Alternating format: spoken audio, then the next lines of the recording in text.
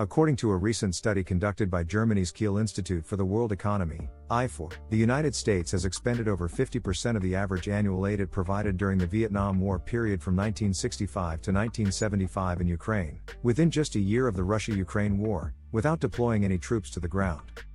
The study found that between January 24, 2022, and January 15, 2023, the U.S. military aid to Ukraine touched €44.34 billion, approximately $47 billion, compared to the average annual expenditure of €86.55 billion, roughly $92 billion, in Vietnam during the war period. This significant difference in the scale of support across countries, both in absolute terms and as a percent of the donor country's gross domestic product, GDP, indicates the U.S. as the largest single bilateral supporter of Ukraine.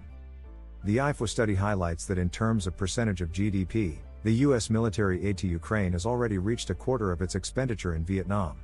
The study found that U.S. military spending in Ukraine is 0.21% of its GDP compared to the annual average in Vietnam, which was 0.96% of GDP at the time, during 1965-75.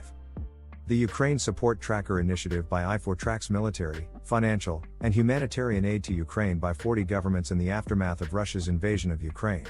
The recent findings of the study will be crucial in understanding the global economic impact of the ongoing conflict in Ukraine and the efforts being taken to provide support to the country. The U.S. has been providing military aid to Ukraine since 2014 when the conflict between Ukraine and Russia began.